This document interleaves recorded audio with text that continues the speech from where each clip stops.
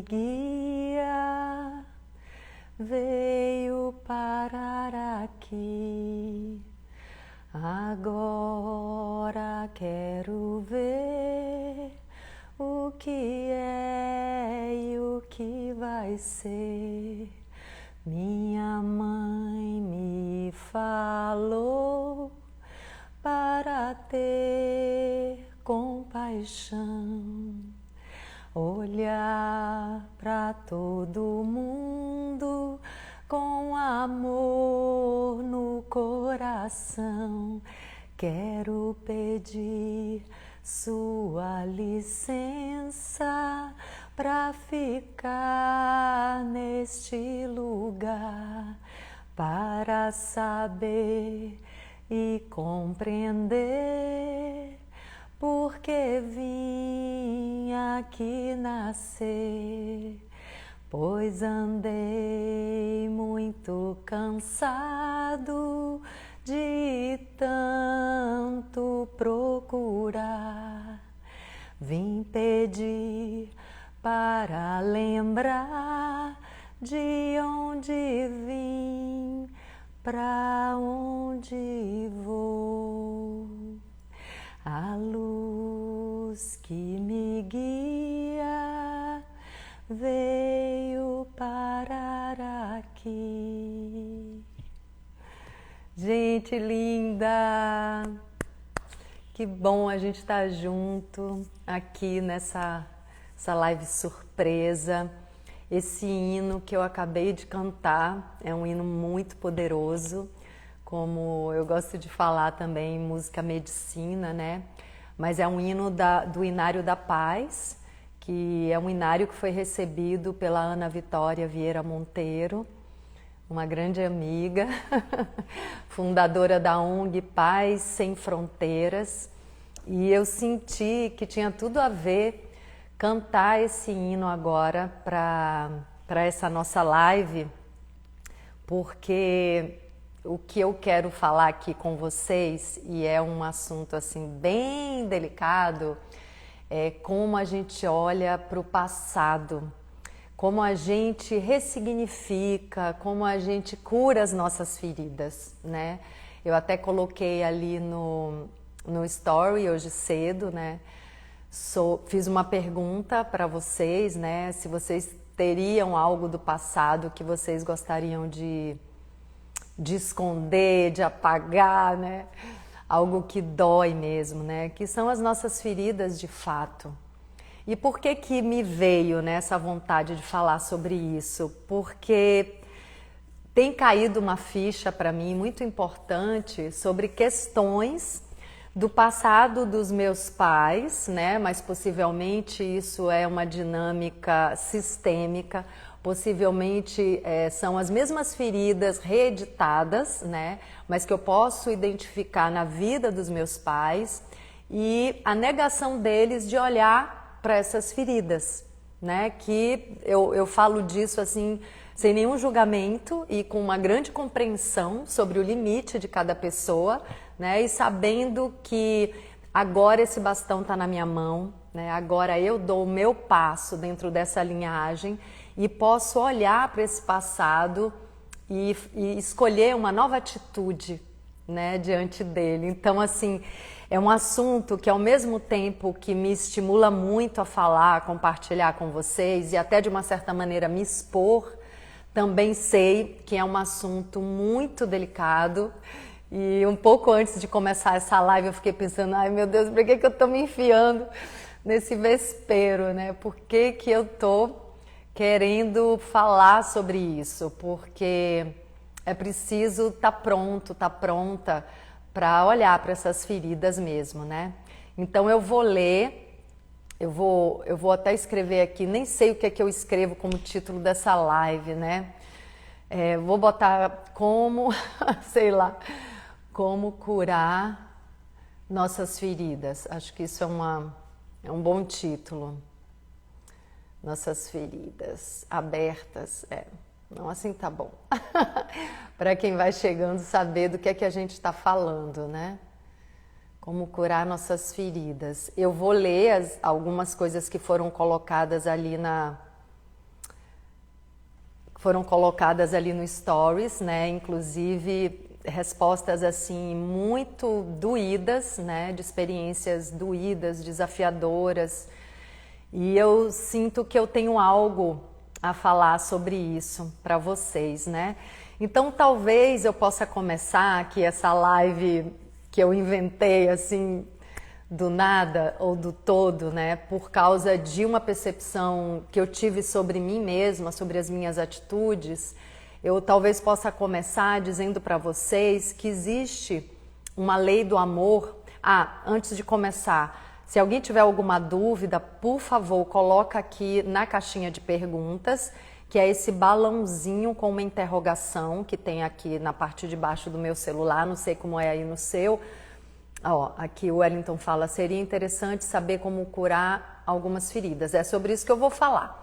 Mas eu não consigo, enquanto eu estou aqui raciocinando, eu não consigo ler o que vocês escrevem aí no chat. Então eu vou pedir para vocês colocarem perguntas e comentários aqui nessa caixinha. Tem um balão e uma interrogação, que aí depois eu abro ali e leio, tá? Eu acho que é a melhor maneira. Então, existe uma das 3 ordens do amor, né, sistematizadas por Bert Hellinger, que é, enfim, o criador da constelação familiar, como ela é feita hoje no mundo inteiro, e responsável também pela disseminação desse caminho, né, dessa filosofia, dessa sabedoria, que é a visão sistêmica. Então, ele observou 3 leis do amor, 3 ordens do amor, dizendo que para o amor fluir é preciso uma ordem, é preciso que a gente respeite algumas leis, né? E tudo na natureza tem suas leis, né, gente? A gente sabe que o mundo natural, a vida, tem suas próprias leis. Então, o mínimo seria a gente ter um pouquinho de humildade para aprender sobre essas leis e poder fluir na vida. Então faz muito sentido quando o Bert fala que para o amor fluir precisa de ordem. Isso para mim soa assim, para que eu possa fluir esse amor maior, que é o amor do espírito, o amor da vida, eu preciso ter humildade e me colocar a serviço do fluxo desse amor. Eu preciso respeitar as leis. Então, respeitar as leis tem muito a ver com maturidade, tem muito a ver com humildade, tem muito a ver com estar a serviço da vida, estar a serviço desse plano maior, né? A gente conseguir saber se colocar nessa teia da vida como parte de algo maior. Nós não estamos isolados, né? Eu até coloquei hoje aí um post sobre uma peça do Heriberto que eu assisti ontem. Enfim, eu conheço o Heriberto, tudo que ele fala tem uma coerência muito grande com esse respeito e essa visão do sagrado que é a vida, né? E eu sinto que hoje em dia tem já muitas pessoas, né, com esse olhar sendo despertado, esse olhar que percebe o valor das coisas, né? A nossa vida tem um valor muito maior do que a gente tem dado para ela, nossas ações, nossos pensamentos. E as feridas do passado muitas vezes travam o nosso caminho, não deixam a gente viver um propósito que daria sentido a toda a nossa existência. Então, pensem comigo assim, como seria triste, como seria assim terrível no momento da passagem, no momento da morte, a gente olhar para trás ou a gente escutar pela primeira vez o nosso coração e perceber que a gente não fez o que a gente veio aqui fazer. Que terrível que seria esse momento, né? Na hora de sair desse plano que é um grande sonho, né? A nossa vida é um sonho um pouco mais longo do que os sonhos noturnos, mas a gente vai acordar para uma outra dimensão sem nada, sem nem o corpo. É exatamente como acontece quando a gente acorda de manhã. A gente não traz nada daquela experiência de realidade que a gente teve à noite, né? A gente não traz nenhum objeto, né? Nem o nosso corpo, que muitas vezes está transformado durante o sonho noturno, né? A gente se percebe de uma outra maneira muitas vezes. A gente acorda só com aquela experiência do que a gente viveu, sem trazer nada dessa outra dimensão. E assim vai ser quando a gente fizer a passagem, quando a gente renascer para uma outra dimensão que a gente não sabe como é. Então, assim, cada minuto, cada dia nessa vida é muito sagrado. É muito sagrado. Então, assim, eu sei que é um assunto delicadíssimo esse, de olhar para o passado, né, de olhar para as feridas, mas essa lei do amor, que eu vou contar agora para vocês, nos pede para que a gente olhe toda a nossa história com muita atenção e com muita profundidade. É a lei do amor que diz que nada pode ser excluído. Ninguém e nada pode ser excluído. Então, normalmente a gente traz essa ordem do amor sob uma visão, né, sob uma ótica de não excluir pessoas de dentro do sistema. Ok, essa é a ótica mais usual, né? Inclusive é a ótica que a gente usa muito nas constelações familiares. Para quem não sabe, hoje eu sou também facilitadora de constelação familiar e vivo as constelações na minha vida há mais de 20 anos, assim, com um poder de transformação muito grande no meu caminho. Então, assim, o que a gente vê muito na constelação familiar é a inclusão de parentes, né, de pessoas de um sistema que foram excluídas. No entanto, essa lei se aplica também a acontecimentos, a histórias. Então, o mais completo seria dizer: ninguém nem nada pode ser excluído.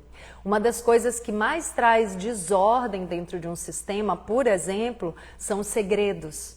Né? Eu tenho falado para vocês que a gente vem de um longo período da humanidade de muito preconceito, de muito julgamento, né? Onde a gente está um pouco acostumado a jogar pedra, né, nos outros sem olhar os nossos próprios erros, né, o nosso próprio rabo preso. Então, já dizia, né, ou disse o mestre dos mestres, Jesus, né? Quem nunca pecou, atire a primeira pedra. Então, a gente tem, né, herdado esse padrão de comportamento que é esconder tudo aquilo que nos causa vergonha, jogar debaixo do tapete, tentar esquecer uma pessoa que teve um comportamento que nos envergonhou, em vez de pegar essa pessoa e trazer para perto do nosso coração e tentar compreender o que levou essa pessoa a fazer aquilo, principalmente se é um parente, se é um ente querido. Então, a gente costuma, né, ter esse comportamento de excluir, de tentar esquecer, de deixar no segredo, não se fala mais nisso. No entanto, são essas experiências doloridas que nos fazem crescer, expandir, evoluir na vida. Elas são necessárias, a gente precisa olhar para elas. E aí o universo, ou Deus, como você quiser chamar, o universo na sua grande sabedoria, no seu grande amor por todos nós, para que a gente evolua, fica trazendo esses padrões, essas situações, para que a gente tenha uma nova chance de olhar de uma nova maneira para aquele mesmo acontecimento que o meu avô não deu conta, que meus pais não deram conta, e agora eu, como continuidade dessa linhagem, estou tendo a oportunidade de dar conta. Então, todas as histórias do passado que foram esquecidas, né, que foram jogadas debaixo do tapete, ficam ressurgindo, né, voltando na nossa vida. Se eu não der conta delas, vai vir na vida do meu filho. Então, assim, para quem tem aí amor de mãe, amor de pai, isso é um grande estímulo para que a gente realmente possa olhar para essas histórias e liberar. Então, assim, o que essa lei do pertencimento diz sobre as histórias que a gente tenta jogar debaixo do tapete? A gente só consegue liberar essas histórias quando a gente olha para elas. Olha só que interessante. A gente não consegue, né, na tentativa de esquecer, na negação, a gente não consegue soltar as histórias, elas se repetem. Então isso é um alerta para tudo que a gente nega um pouquinho, né? Tudo que a gente tenta fugir. Esse assunto eu não gosto, esse assunto eu não quero olhar, esse assunto não me interessa. Atenção! Atenção com essa atitude, com essa postura, porque eu me dei conta que eu estava fazendo isso com relação a um aspecto que eu vou expor aqui para vocês, porque eu acho que faz parte, né, desse compartilhamento que eu tenho sempre com vocês, como eu tenho dito, né? Eu estou fazendo algumas formações que me capacitam a a traduzir tudo isso que eu experiencio, mas para mim o grande valor do que eu compartilho com vocês, de fato, é a minha experiência, né? Tudo que eu tenho vivido. A Francisca falando que tem muita coisa a aprender. Gente, ó, eu tô vendo que vocês estão escrevendo no chat, né? Coisas que vocês querem trocar e perguntar, e eu já falei que eu não consigo ler no chat. Então, por favor, coloquem ali na caixinha de dúvidas. Estou muito feliz que tem tanta gente aqui. Vamos lá, eu quero compartilhar com vocês uma ficha que hoje caiu assim, grandona para mim, né? Ela já estava caindo, né? Eu vou me expor aqui um pouquinho. Vocês sabem, vamos lá com muita delicadeza nesse assunto. Vocês sabem que aqui na minha página eu não entro em polêmicas, principalmente em polêmicas relacionadas ao assunto política, né? Vocês sabem disso. Vocês sabem que eu sou uma pacifista e eu tenho falado para vocês, né, sobre o que é ser uma pacifista. Ser uma pacifista não é ficar passiva, não é ficar inerte diante da vida, muito pelo contrário. É você ter a maturidade, o autoconhecimento, o autocontrole para, diante de uma situação que pede a nossa participação, eu ter a maturidade de fazer a escolha mais assertiva. Eu agir da maneira mais assertiva. Qual é a maneira mais assertiva? É a maneira que vai trazer equilíbrio, que vai trazer reconciliação para uma situação de conflito. O conflito muitas vezes está a serviço da paz. Eu inclusive estou agora conduzindo um grupo de estudo do livro do Bert Hellinger, Conflito e Paz.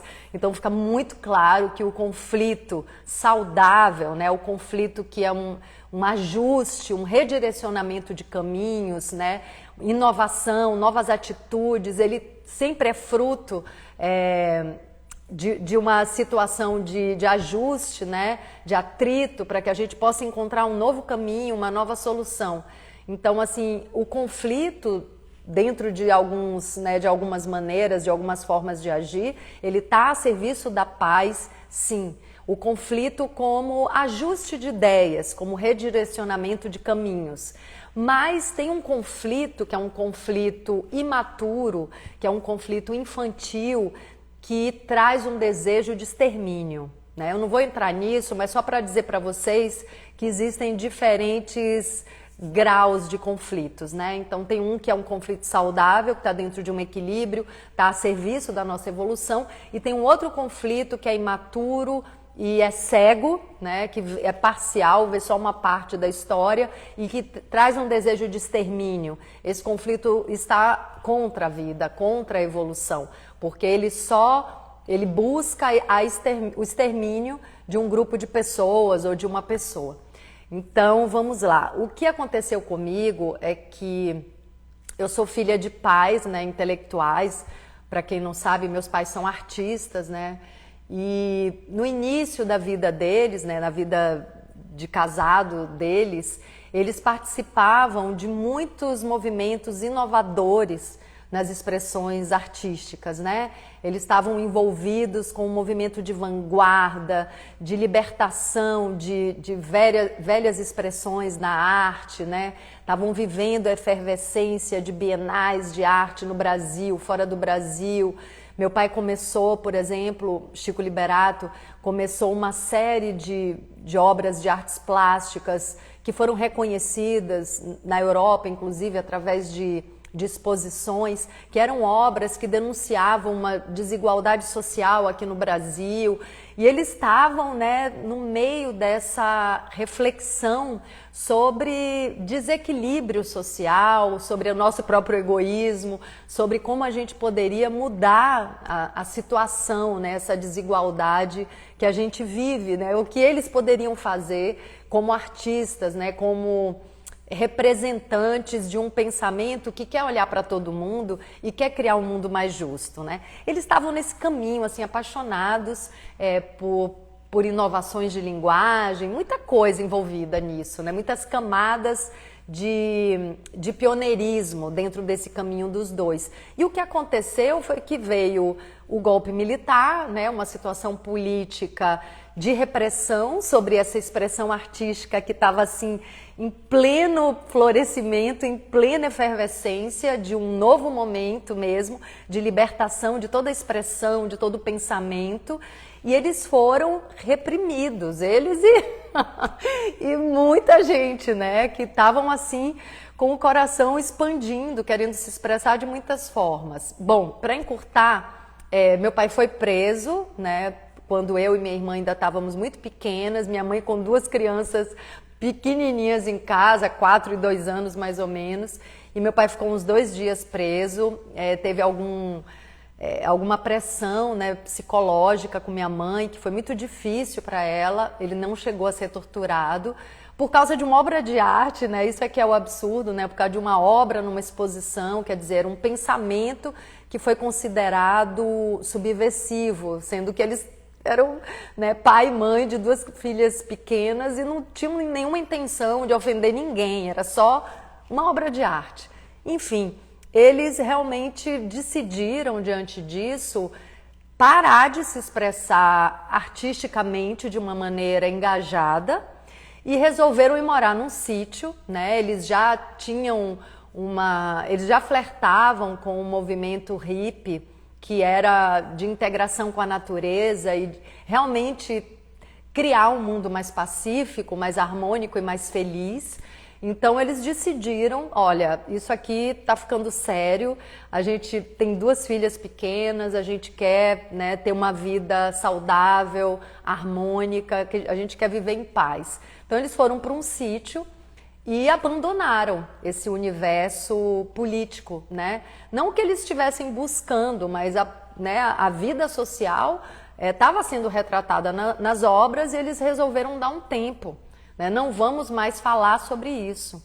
E é interessante, gente, porque hoje eu tenho encontrado muita gente, né? Inclusive uma grande amiga e outras pessoas cujas famílias, cujos pais, pensando nos filhos e na harmonia, na segurança familiar, abandonaram, né, um pouco todo o pensamento de busca de um mundo melhor, porque temeram pelos seus próprios filhos. Então, olha que interessante.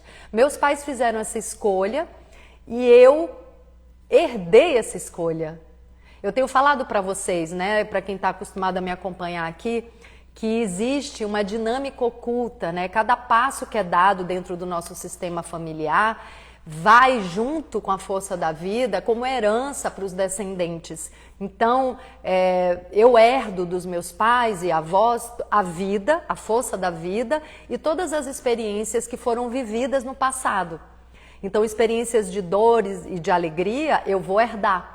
E eu tenho a oportunidade, quando eu estou consciente, quando eu tenho esse olhar atento, né, para a minha história e para o meu mundo interno, eu tenho a oportunidade de dar novos passos, de fazer novas escolhas. Porém, eu só posso soltar esse passado quando eu olho para ele. Não tem outra maneira. Isso é uma lei da vida, é uma das ordens do amor. Não tem como você soltar o passado se você não olha para ele, se você não inclui ele, se você não acolhe e ressignifica tudo aquilo que aconteceu. Na negação, a gente não consegue soltar as correntes do passado. E o pior, se elas estiverem conscientes, elas vão estar travando o nosso caminho. A gente não consegue fluir na vida, não consegue ter sucesso na vida profissional, na vida afetiva, porque a gente está amarrado nessas correntes inconscientemente, na maioria das vezes. Então, olha como isso é sério. Então, a constelação familiar, o que faz normalmente, né, dentro do próprio trabalho é olhar para histórias que foram excluídas, que ficaram no segredo. Muitas vezes são histórias de dor, que as pessoas não deram conta de lidar com aquela dor, né? Então, a gente agora, num novo momento, numa nova geração, né? numa nova, com novos descendentes, já que a gente não viveu diretamente aquelas histórias, a gente tem condição de olhar para elas e ressignificar e soltar, para que o nosso sistema, para que a nossa família possa fluir através dos descendentes. Então vamos lá, o que aconteceu foi que eu herdei essa decisão, né, de não me deixar de não me deixar invadir, de não sofrer tanto assim com a vida política do país. Mas eu só fui me dar conta disso há muito pouco tempo, né? Eu observei, sempre observei, desde pequena a gente observa as atitudes do pai, né? Vale lembrar que a gente aprende muito mais com o exemplo do que com o discurso. Então, quem é pai e mãe aí do outro lado, é bom lembrar disso, né? Os filhos aprendem com a maneira que a gente vive a vida e não com o que a gente fala da boca para fora. Então, isso hoje é muito claro para mim. E o que eu aprendi com os meus pais é que eles viveram um momento assim de muito movimento, de muita ebulição. Depois continuaram sendo bastante inovadores, mas aí já numa outra área e dentro de uma busca de entendimento da natureza humana. Aí saíram desse ambiente mais político e foram para um ambiente mais profundo, de filosofia, de questões humanas, né, de questões da humanidade, questões da alma, questões da evolução. Então, assim, eu cresci num ambiente onde eu escutava o meu pai e minha mãe o tempo inteiro filosofando sobre questões existenciais, né? Estudando grandes autores. Eu cresci sem televisão até meus 12 anos. Então isso é maravilhoso também. De alguma maneira eles saíram de um ambiente mais limitado, que é o da política, para ganhar um campo muito maior, né? Que é de toda a humanidade. Como tomar consciência do que estamos aqui fazendo, né? Como trazer a arte, inclusive, como elemento de cura, como caminho de cura para as nossas feridas mais profundas. Então, a escolha deles foi maravilhosa. Mas o que aconteceu foi que há poucos meses atrás, por caminhos que não vale a pena aqui eu detalhar, eu assisti uma série de um jornalista cujos pais foram presos e torturados na ditadura, no impacto assim muito profundo na vida de toda a família dele e na vida dele também. E ao assistir essa série, que chama Em Nome dos Pais, né, na verdade é um livro e uma série também, eu me dei conta de que eu estava negando um passado que meus pais viveram e que possivelmente era a repetição de algum padrão dentro do meu sistema familiar. E eu estava fugindo disso, né? É curioso porque ao longo da minha vida a política vem por todos os lados através de pessoas que entram na minha vida. Então, assim, por mais que eu fique assim, né? Não quero olhar para isso porque tá todo mundo atirando em todo mundo. Eu não tô aqui para xingar ninguém. Eu quero olhar para questões maiores. Ok, tá tudo certo. Mas cada vez que eu fujo, né? A vida, né, os acontecimentos me trazem de volta para esse ambiente, que o ambiente menor, como diz Nietzsche, né, essa política menor, ela não é menos importante, ela também nos rege, né, dentro de uma política maior que fala de questões maiores, né, existenciais. Então eu me dei conta, através desse trabalho do Matheus Leitão, que é esse jornalista, eu me dei conta que eu estava repetindo um padrão, né, de uma decisão herdada dos meus pais, que era fugir dessa ferida do passado, que foi a ditadura militar, né? Então eu não passei por isso como adulta, né? Eu não passei por isso conscientemente, mas eles passaram, foi muito difícil para eles.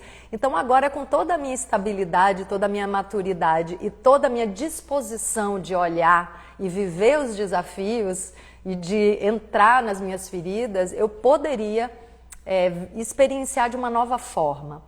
Então, assim, para início, né, eu comecei a assistir essa série, vi o primeiro episódio, assim, chorando baldes, assim, vocês não fazem ideia. E pensando assim, eu não vou dar conta de assistir, são 4 episódios apenas, eu falei, eu não vou dar conta de ver o próximo. E assim foi, eu vi os 4 episódios, né, chorando muito, aquilo tocando numa ferida muito profunda, que sem dúvida eu tinha herdado, sem dúvida minha criança interna tinha vivido isso, sem dúvida eu senti no corpo e na alma, na minha carne, todo o desespero da minha mãe quando meu pai foi preso e ficou por 2 dias mais ou menos preso, não sei se foram 48 horas ou mais, né? Mas mais ou menos 2 dias, porque inclusive ela não lembra de detalhes, foi tudo muito traumático para ela. Então assim, eu senti tudo isso no meu corpo e na minha alma e eu tinha apagado da minha memória. E ao longo da minha vida eu escolhi fugir um pouco desse ambiente, né? Porque eu de fato herdei a decisão deles e tinha uma ferida na minha criança interna que eu não queria olhar.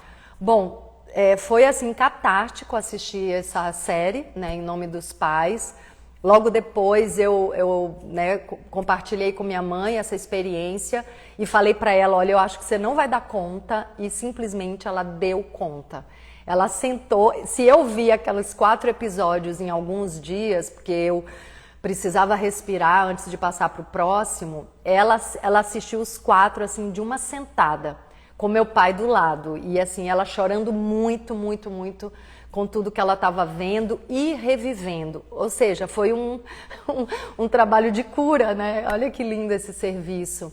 E o que me atraiu para assistir, de fato, foi a postura do Mateus na busca dos torturadores, dos pais dele, porque era uma busca com muita humildade, né? A postura dele era de muita humildade, de querer entender, de querer conversar.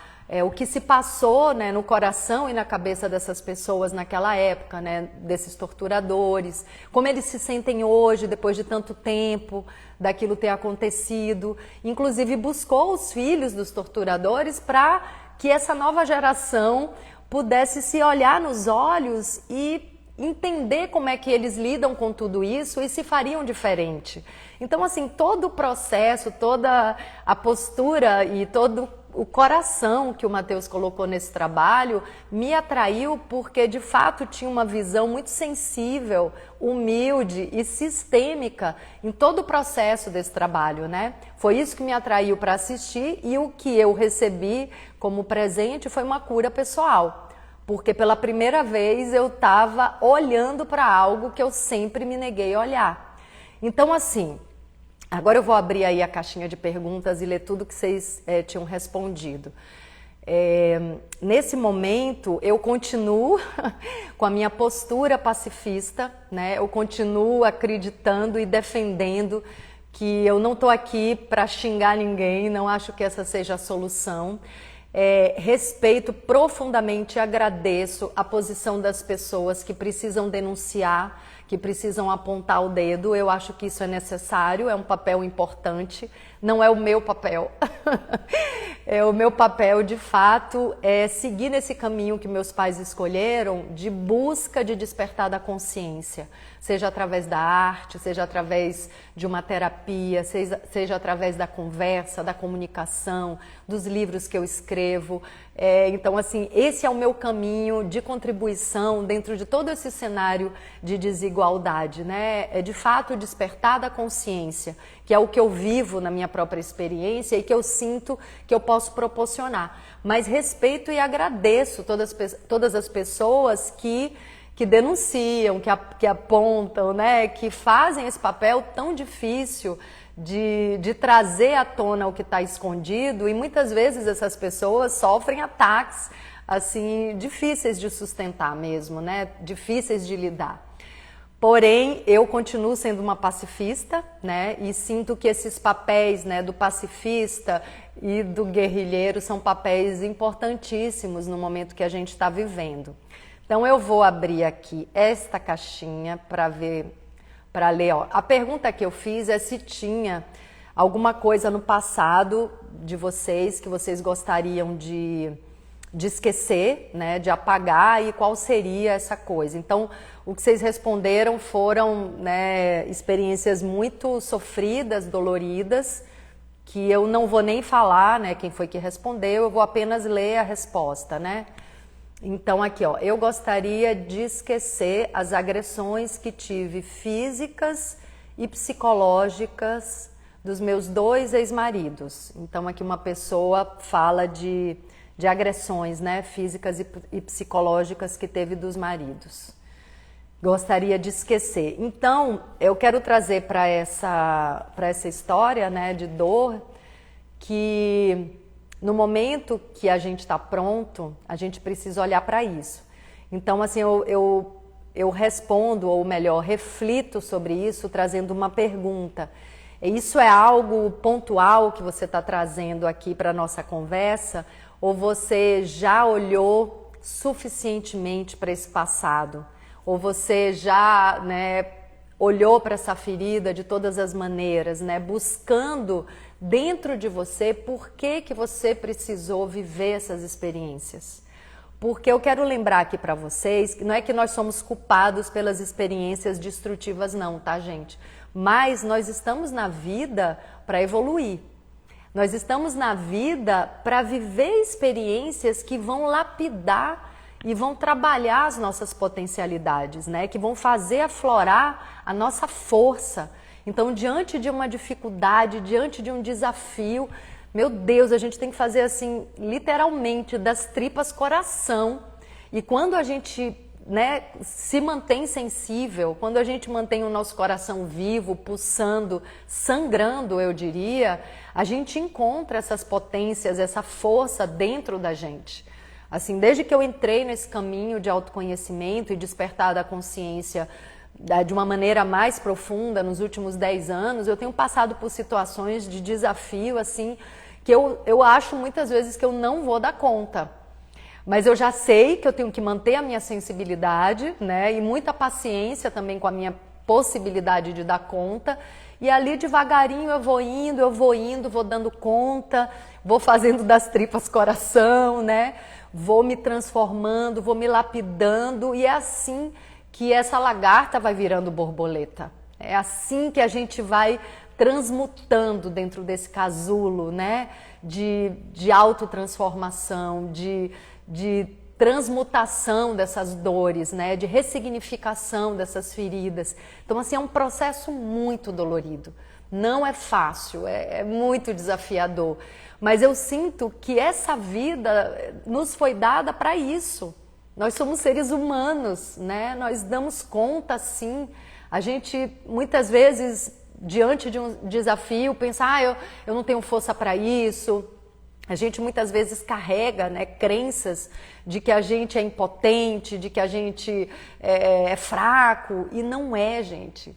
São os desafios, né, são essas dificuldades que vão lapidar essa potência que a gente carrega de seres humanos, de poder transformar todas as experiências. Então, essa pessoa que carrega essas dores, essas feridas de 2 ex-maridos, né, que a agrediram, pode buscar reflexão sobre isso, né? Por que eu precisei passar por isso? Não é que você tem culpa de nada, isso não é um castigo, muito pelo contrário. São oportunidades de você descobrir a sua força, né? O seu poder de transformação, de sair desse casulo como uma borboleta, realmente entendendo por que você teve que passar por tudo isso, né?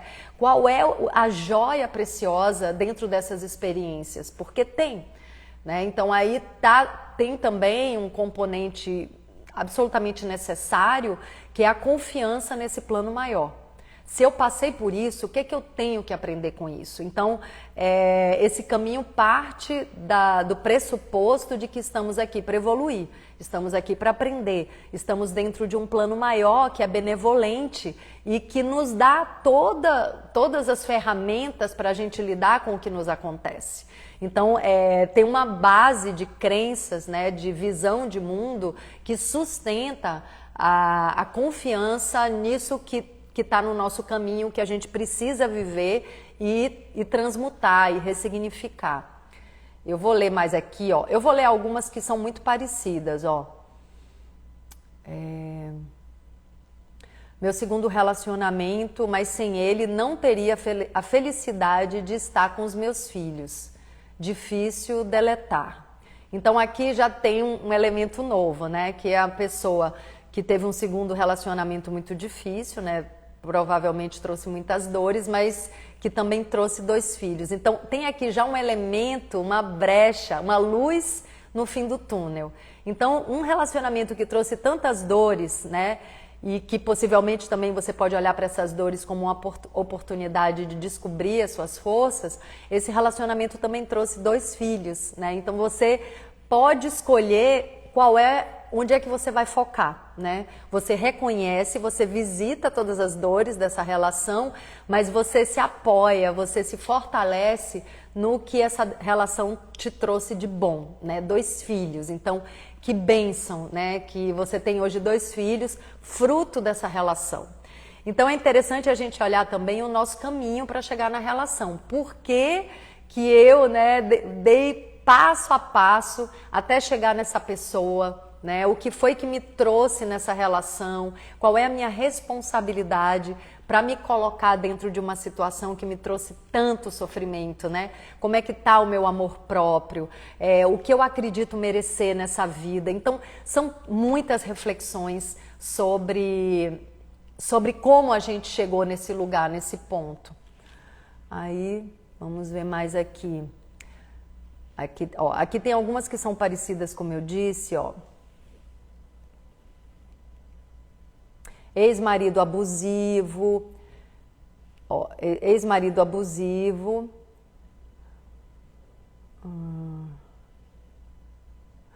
estupro, né? Uma pessoa fala aqui que foi estuprada. Meu pai infartou, não pude fazer nada, isso não sai da minha cabeça e não consigo esquecer, quero falar disso especificamente.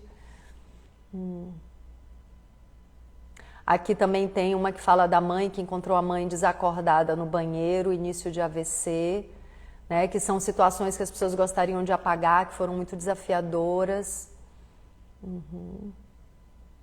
Bom, então, quando fala, né, eu não li tudo, eu tenho mais coisa ali para ler. Quando fala de abuso, né, isso é muito desafiador, é muito desafiador. Eu acho que é a situação mais desafiadora, por quê? A gente está falando de crianças que foram abusadas, né? Sejam meninos ou meninas que foram abusadas. Então, a nossa porção humana não dá conta de soltar isso, porque é uma dor muito grande. E é muito delicado falar sobre isso, né? Assim, às vezes eu penso, poxa, será que eu dou conta? Será que eu consigo falar sobre isso? Primeiro, não é a nossa humanidade, né? Não é esse nosso ser mais primitivo que vai conseguir soltar uma história dessa.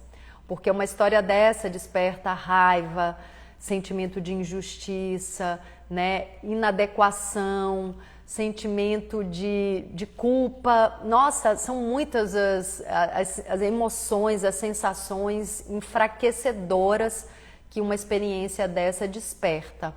Então, assim, o que eu sinto falar é que é preciso, de fato, a gente encontrar dentro de nós uma porção conectada com esse poder maior, com esse plano maior, né? Um aspecto de nós que está conectado com a dimensão divina mesmo. Porque se for na dimensão humana, a gente não consegue soltar essas histórias. Porque tem sempre uma pergunta, né? Por quê? Pra quê? Dentro da gente, por que isso aconteceu comigo, né? Fica também uma sensação de merecimento de algo tão terrível. Então, o que é preciso a gente transmutar dentro da gente é essa crença de que a gente mereceu algo ruim. A gente tem que sair desse círculo viciante, né? Dessa rodinha do rato, a rodinha do hamster que fica ali girando numa mesma crença, achando que mereceu algo ruim. Não, a gente não merece algo ruim.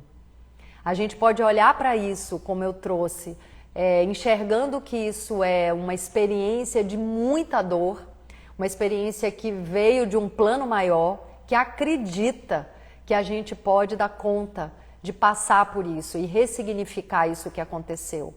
A gente pode construir a crença, um merecimento de que a gente merece algo melhor.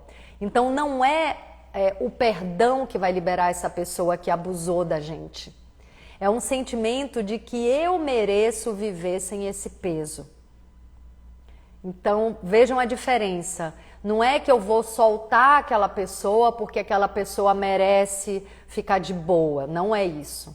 É que eu vou soltar o meu coração, eu vou liberar o meu coração, porque eu mereço ficar de boa, porque eu mereço fluir na vida com mais leveza, porque eu mereço ter prazer com um parceiro, com uma parceira e soltar esse abuso.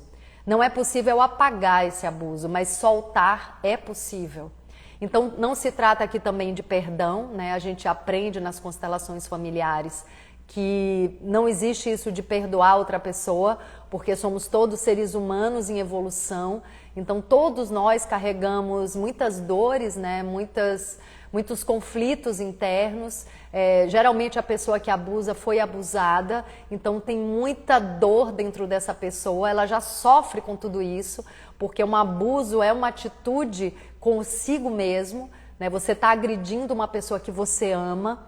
Então, assim, dentro de todas essas percepções, é possível um dia, talvez, quem sabe, você soltar tudo isso que aconteceu. Mas não é soltar pelo outro, é soltar por você própria, por você mesmo. É você soltar porque você quer fazer sua vida valer a pena, você quer dar um novo passo, você quer fazer uma nova escolha e você está cansado, cansada de arrastar aquela corrente. Então, até para você encontrar um momento de cansaço e soltar aquela corrente, é preciso que você olhe para aquela situação inúmeras vezes. Se você não olha, se você nega, se bota debaixo do tapete, você nunca vai encontrar essa gota d'água no copo, sabe? Quando o copo já está cheio e ali no topo, de repente um dia cai a gota d'água e você fala, não deu, chega, não suporto mais arrastar essa corrente. Para isso você precisa olhar para o que aconteceu, dentro do seu limite, com amor próprio, com paciência, indo devagar. Por exemplo, esse exemplo que eu dei para vocês, eu vou fazer 56 anos. Eu nunca quis olhar para essa dor, essa ferida que meus pais viveram até poucos meses atrás. E eu não me culpo por isso, sabe? Eu me perdoo. Então, o perdão só é possível quando a gente se perdoa. Não tem como a gente perdoar o outro, a gente não está dentro do outro, a gente não vai mudar o outro, mas eu posso me perdoar. Então, assim, não tem nenhuma autocondenação da minha parte por eu não ter olhado para isso antes. Eu só estou olhando agora porque eu só dou conta de olhar para isso agora. E porque a vida me trouxe ferramentas, me trouxe sinais de que estava na hora de olhar para isso. Então, assim, esse auto-amor, né, essa auto-benevolência, essa paciência com os nossos limites também é fundamental nesse processo, né? De olhar para a ferida, de futucar a ferida, de tratar dessa ferida. Porque, lembrando, a gente só consegue soltar quando a gente olha, assim, com os olhos muito abertos para o que aconteceu. Se a gente não quer olhar, se a gente foge, se a gente joga debaixo do tapete, não vai rolar. Deixa eu ler mais aqui que vocês estão escrevendo coisas novas. Exercito olhar para o que aconteceu sem julgamento. Muito bom. Aqui tem uma pessoa que fala isso e essa é o melhor caminho, né? Só que nem sempre a gente dá conta de olhar para o que aconteceu sem julgar, né? Mas isso eu sinto que é o momento já da liberação. Você olhou com julgamento, né? Você sentiu toda a raiva que precisa ser sentida, você chorou tudo que precisa ser chorado, você xingou tudo que precisa ser xingado. Então, assim, a traumoterapia também é uma terapia muito potente nesse sentido, né? A TSFI, que é o tipo de constelação que eu utilizo, utiliza a traumoterapia. Então, às vezes, dentro de uma constelação, um representante traz essa informação, né? Que a pessoa está com raiva e o próprio cliente, né, ou a pessoa dentro da família não manifestou essa raiva porque se sufocou, impediu que essa raiva viesse à tona. Então a constelação faz esse trabalho. Um representante que não tem nada a ver com aquela família, não sabe nada da família, né, não tem seu ego ali manipulado pelo desejo de botar uma máscara, de fingir que não sente nada. Então esse representante fala, eu tô com raiva. E a gente deixa essa raiva vir com tudo no campo, no trabalho. Então muitas vezes a pessoa pega uma almofada, vai bater uma almofada com raiva, né? Vai pular, vai gritar, vai xingar. E isso é bem potente, a gente precisa extravasar essa raiva.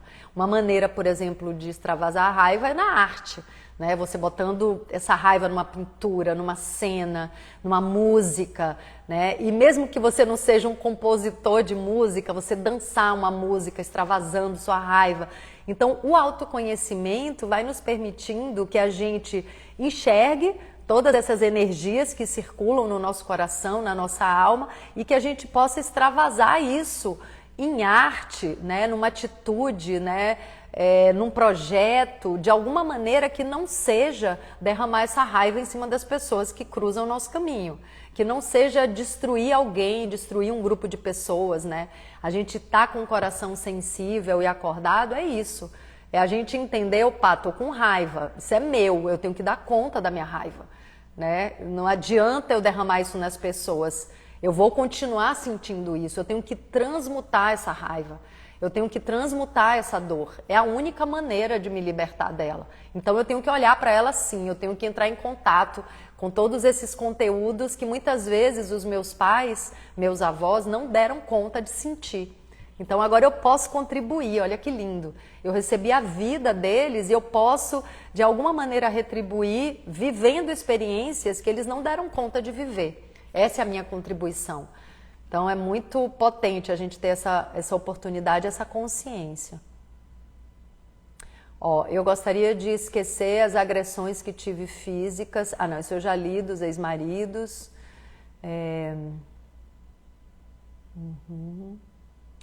Aí tem um que fala aqui, já fui demitido de uma empresa por conta de um antigo relacionamento. Foi horrível. Então, assim, eu diria também nesse caso, né, como em todos os outros, olhe para isso, né? Se você vai dando passinhos para um dia você fechar os olhos e se colocar naquele instante, naquele momento e sentir toda a dor daquele momento. A constelação faz isso pelas pessoas. Aqui uma pessoa falou, deixar com o outro o que é dele, cada um com seu processo, só me cabe me respeitar e respeitar. Tem graus de dificuldades para cada pessoa, dependendo da situação que ela viveu, né? Tem coisas que são muito difíceis soltar. Então, a constelação, muitas vezes, traz para a pessoa a oportunidade de ver o seu representante vivendo uma situação que ela não dá conta de viver de novo, né? E aí o representante que está ali a serviço do trabalho, ele vive aquilo e tem mais condição de transmutar aquilo. Então, por isso que é tão potente esse trabalho, né? Como agente de transformação mesmo de todo um sistema. Mas, na medida do possível, a gente pode ir caminhando nessa direção e pedindo a própria vida, ao universo, a Deus, como você gosta de chamar, para te trazer a oportunidade de entrar em contato com essa dor, com essa ferida e ressignificar. Eu vou te dizer que se você faz isso, tem uma potência muito grande também, né? Se não dá conta, tudo bem, tem terapias, tem a própria constelação, tem o próprio trabalho clínico, né, da psicologia, mas ainda é mental, né? Pode ativar emoções, né, e situações profundas dentro do nosso coração e da nossa alma, mas é importante a gente sair desse âmbito mental e ir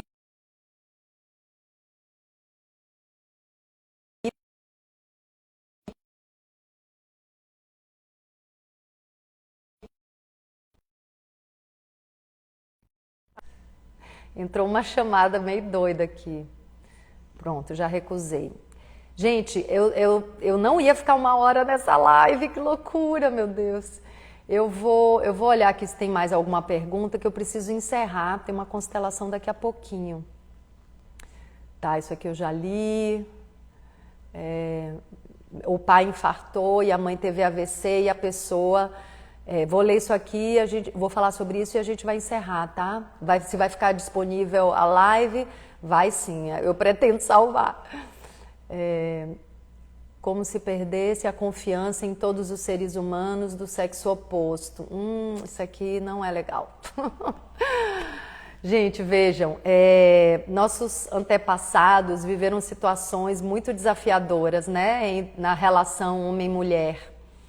E eu sinto que é fundamental a gente olhar para tudo isso, né? Como eu estou dizendo desde o início da live, a gente só pode soltar e fazer, né, novas escolhas e viver novas experiências quando a gente olha para o passado, para as experiências do passado. Porém, é bem importante que a gente enxergue nas pessoas do mundo de hoje, que essas pessoas que hoje cruzam o nosso caminho não são aquelas pessoas da geração dos meus pais e dos meus avós, né? Tem, né, as pessoas que estão aqui hoje nesse mundo, nessa transição planetária, são pessoas que estão mais despertas, né? Eu tenho visto homens e mulheres assim com uma consciência aflorada, com um coração acordado, com uma sensibilidade à flor da pele, com uma percepção lúcida sobre o outro. Então, assim, eu tenho visto pessoas incríveis. À medida que eu vou me trabalhando e eu vou entrando vou sustentando uma vibração mais madura, né, na minha maneira de ser e estar no mundo, eu tenho atraído e tenho encontrado pessoas com uma maturidade que também me ensina muito, né? Pessoas inteiras, pessoas íntegras, éticas, com as quais eu posso trocar na minha experiência de vida, pessoas com as quais eu posso ensinar e aprender. Então, assim, tem muita gente legal, tem muita gente legal. Assim, não é pouca não. Então, a gente tem que apurar esses olhos para enxergar o ouro das pessoas também. E quem ainda não está muito legal, vamos enxergar o ouro dessa pessoa e estimular para que essa pessoa nos mostre o que ela tem de melhor. A gente tem que querer enxergar o que essa pessoa tem de melhor. Percebem? E ok, se a pessoa está muito destrutiva, muito tóxica, tchau, adeus, né? Vai se curar, porque eu quero me encontrar com pessoas mais saudáveis, física, emocional e espiritualmente. Então, também está muito na nossa mão buscar esse ouro nas pessoas e buscar pessoas que já têm conteúdos muito mais maduros, e harmônicos para trocar com a gente, né? Tem muita gente bacana por aí, tá? É isso que eu tenho para dizer para vocês. Então, ó, quero falar da mãe e do pai que foram encontrados já, né? Que já desencarnaram. Aqui uma pessoa fala que não tem nem força para falar sobre esse assunto. Então tá, então vou falar agora sobre essa questão, né, de encontrar o pai e a mãe desacordados, né, fizeram a passagem, não teve oportunidade de despedir, né, a gente passou por uma situação tão dolorida e sofrida da pandemia que também, mais uma vez, uma situação, uma história coletiva que precisa ser olhada, que precisa ser vista, assim, de olhos abertos, coração aberto, peito aberto, para que a gente possa deixar isso para trás, virar essa página com todas as honras e reverências a quem se foi, né? A quem fez a passagem, todos os olhares mais profundos e respeitosos, as dores de quem perdeu alguém, né? As mães que perderam filhos, filhos que perderam as mães. Eu me lembro que foi a primeira vez que eu passei um Dia das Mães longe do meu filho Guilherme, e a maneira que eu encontrei de ressignificar aquela dor de estar longe foi reconhecer que eu estava só longe do meu filho e que tinham muitas mães que tinham perdido seus filhos para o Covid e muitos filhos que tinham perdido suas mães para o Covid e que era uma situação muito mais dolorosa do que a minha.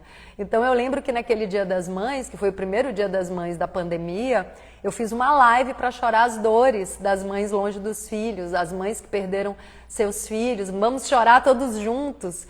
E foi assim, uma live, duas lives, uma de manhã e uma tarde, que eu chorei o tempo inteiro, né? E ressignifiquei essa dor que eu estava sentindo, né? Tem uma dor coletiva muito maior, vamos chorar juntos, todas as lágrimas e virar essa página. Então, para quem perdeu pai e mãe, né, e falou aqui, se manifestou no chat, tá.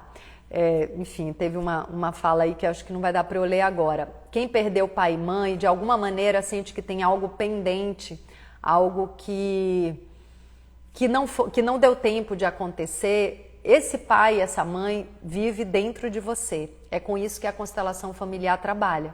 Então, respira esse pai e essa mãe dentro de você. Fala o que você não teve tempo de falar. Pede perdão não. Sente muito o que você fez, que você acha que não foi positivo, que foi equivocado. Declara seu amor por esse pai, por essa mãe. Reverencia. Agradece a vida que você recebeu através deles. Vive tudo que você gostaria de viver e não deu tempo, você não teve oportunidade. Faz isso de olhos fechados, porque esse pai e essa mãe vivem dentro de você. Então, tá tudo aí, Eles vibram no sistema. É provado na constelação familiar que depois que uma pessoa falece, ela continua vibrando no sistema, ela continua existindo, ela continua viva no sistema. Então, assim, não importa se seu pai está encarnado ou desencarnado, sua mãe, seus parentes, né, todos os entes queridos e amados, você pode se comunicar com eles a qualquer momento, através do seu coração, através da conexão de alma, através do campo mórfico, que é esse campo unificado de consciência que vibra em todos os sistemas, em toda a espécie, na teia da vida, e você tem acesso a isso o tempo inteiro. Então, só de pensar, de intencionar, de abrir seu coração para qualquer pessoa, você se conecta com essa pessoa. Ainda mais se é uma pessoa do seu sistema familiar, porque a conexão de sangue é a conexão mais forte que existe. E aí vale dizer para vocês que a conexão de sangue é a conexão mais forte que existe e ela se manifesta dentro do sistema familiar, né, por uma ligação natural, né, de transmissão da vida, mas essa conexão de sangue também se manifesta em assassinatos. Então, as pessoas que viveram experiência de morte matada, elas estão conectadas por essa conexão de sangue. Nesse caso, através da morte, não da vida. Então, isso é muito sério, é um conhecimento que as pessoas não têm, e a gente observa isso nas relações sistêmicas, né, da constelação familiar. Enfim, é um conhecimento que vale a pena também ser colocado. Gente, que forte tudo isso, né? Meu Deus do céu. Ó, tá chegando pergunta aqui na caixinha. Não, acho que foram aquelas que eu já tinha lido. Depois que eu né, pensei em compartilhar com vocês essa minha experiência, né, de olhar para o passado para de fato poder soltar, e eu ainda estou nesse processo de olhar, de mergulhar, né, ainda estou descobrindo coisas, ainda está caindo ficha para mim dessa experiência dos meus pais. Depois que eu decidi compartilhar com vocês e fazer essa live, eu fiquei me perguntando, ai meu Deus, para que eu estou mexendo nessas feridas, né? Eu estou mexendo na minha, mas será que vale a pena também mexer, né? Me propor a botar um pouco de luz na ferida dos outros, né? Porque é tudo tão delicado. Mas eu acho que sim. Quem esteve aqui na live, quem chegar nessa live depois, salva, é porque de alguma maneira estava pronto para olhar para isso e para escutar isso que eu estou falando. Aqui a Solange fala, há 16 anos perdi meu filho logo que nasceu, mas graças a Deus me deu 2 filhas maravilhosas, Bruna, 14 anos, e Manuela, de 6 anos. E são tuas fãs. Ai, que lindo, Solange. Olha, primeiro, quero te dar os parabéns por você estar falando do filho que você perdeu, né? Porque quando a gente inclui os filhos não nascidos ou os filhos que já faleceram no nosso coração, a ponto da gente conseguir falar deles com leveza, né, com acolhimento e com amor, é sinal de que eles estão acolhidos, né? É sinal de que eles estão bem, que eles estão em paz. Porque as mães, né, com esse amor imensurável de mãe, muitas vezes não dá conta de falar dos filhos que perdeu, e é compreensível, é uma dor muito grande, mas de fato esse filho, essa energia, né, desse ser que não chegou na vida ou que partiu da vida, precisa que a mãe acolha ele no coração. Então não importa, como eu disse, se ele está encarnado ou desencarnado, só é preciso, só é pedido que essa mãe acolha no coração, respire a existência desse filho, e cada vez que ela pensa em seus filhos, ela lembre que esse filho também faz parte. Esse filho também está dentro dela. E se é o primeiro filho, os outros que vieram depois têm o seu lugar. Mas tem um primeiro filho que não ficou na vida. Então isso é muito importante, Solange. Parabéns, assim, pelo seu amor de mãe ter te expandido a ponto de você poder falar sobre o seu filho que não ficou na vida, com esse amor, com essa leveza, porque você passa essa leveza e esse amor para ele, que vive dentro de você. Essa é a grande saída, é muito lindo, eu fico emocionada. Aí a dica da vida, a dica Vida e Amor fala que bom que a história do Mateus teve esse efeito. É isso aí. Gente linda, vamos lá encerrar essa live. Estou muito feliz por ter tido coragem de falar nesse assunto e da gente, né, e de ter ido até o fim da live, 1 hora aqui falando. Muito obrigada, viu? Pela presença de vocês, por estarem aí também nesse suporte desse assunto. Vou deixar salva. Até a próxima live. Beijos. Se cuidem.